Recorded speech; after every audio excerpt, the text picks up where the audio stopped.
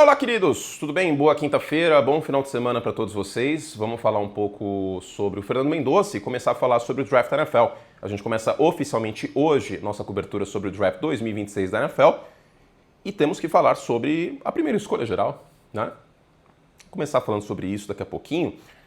Mas, antes, queria agradecer a vocês pelo entendimento da minha ausência. No final do vídeo eu falo um pouco mais sobre, mas eu fiquei doente na sexta-feira, bem doente. E aí hoje eu estou um pouco melhor. Se eu tossi ao longo do vídeo, peço desculpas, mas é o estado que eu estou de saúde hoje. Vamos lá, Fernando Mendonça. Primeiro de tudo, se inscreva no canal, like... Mas nessa altura do campeonato acho que você já está inscrito. Se você não está, pelo amor de Deus, né? Você está vendo esse vídeo na off-season da NFL, você gosta de NFL, então você tem que estar inscrito. E para mais conteúdo, Like Plus, tá? Falei sobre o contrato do Travis Kelce e do Smith-Njigba também.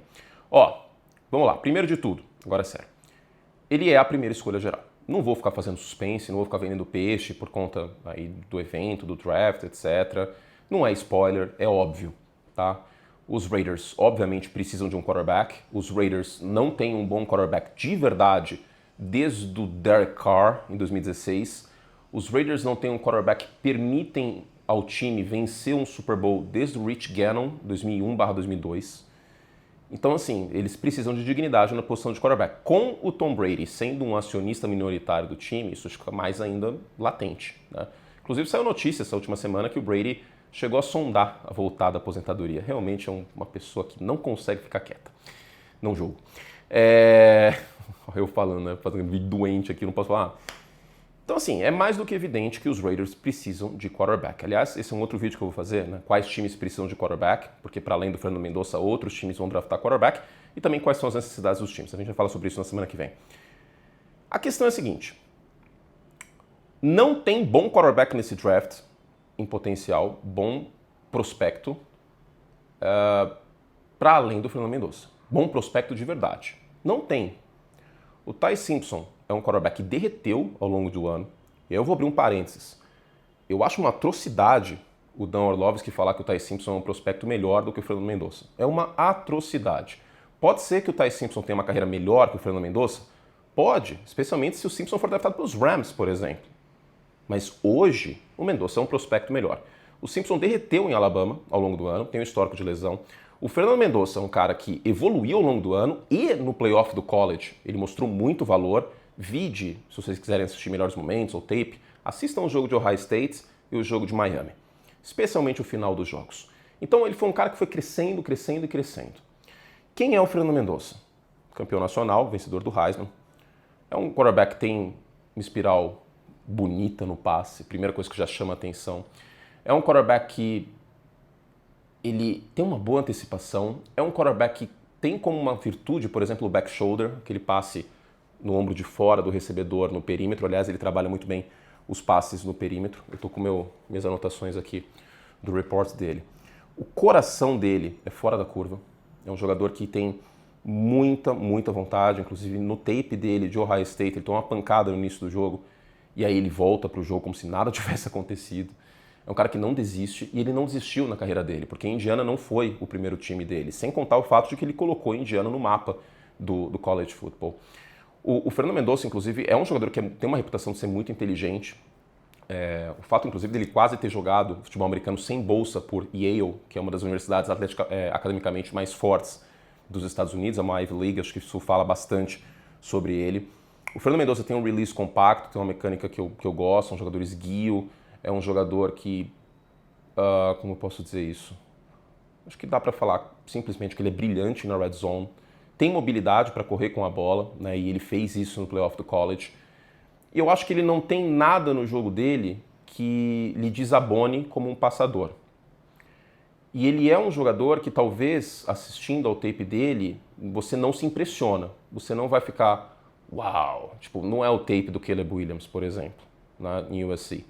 Não vai ter jogadas tão espetaculares. Agora, por que as pessoas não estão tão empolgadas, assim, talvez, com o Fernando Mendonça? E por que existe margem para o Orlovsky vir, por exemplo, e falar que o Ty Simpson é um prospecto melhor? Primeiro porque o braço do Fernando Mendonça não é uma coisa que impressiona. Você olha e fala, putz, o cara tem um míssil, ele pode fazer todos os lançamentos. Não. Segundo que, em alguns jogos, ele teve algumas interpretações que ele correu atrás depois, mas que você olha e fala... Agora, o principal ponto, assistindo ao tape dele, que me incomoda e bastante, e isso será talvez a grande dor de crescimento do Fernando Mendonça do college para a NFL, é o que eu chamo de quarterback barata tonta.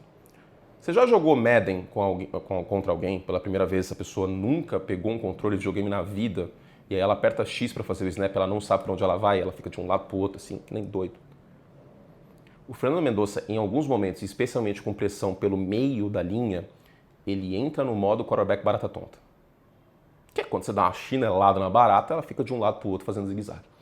Isso me incomoda, porque às vezes parece que ele acha que ele pode criar com as pernas ou estender a jogada quando ele não pode. Isso é algo que ele vai precisar melhorar no jogo dele para a NFL. Até porque ele não tem mobilidade lateral o suficiente para estender jogadas assim na NFL. Então, é um jogador polido e com o elenco certo pode ser que ele renda. Eu acho que ele vai trazer dignidade para o Las Vegas Raiders na posição de quarterback.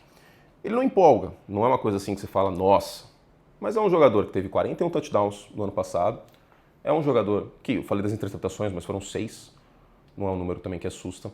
É um jogador polido, é um jogador inteligente, é um jogador que elevou a Indiana a um sucesso que basicamente o time só teve no passado, nas últimas décadas, com o basquete.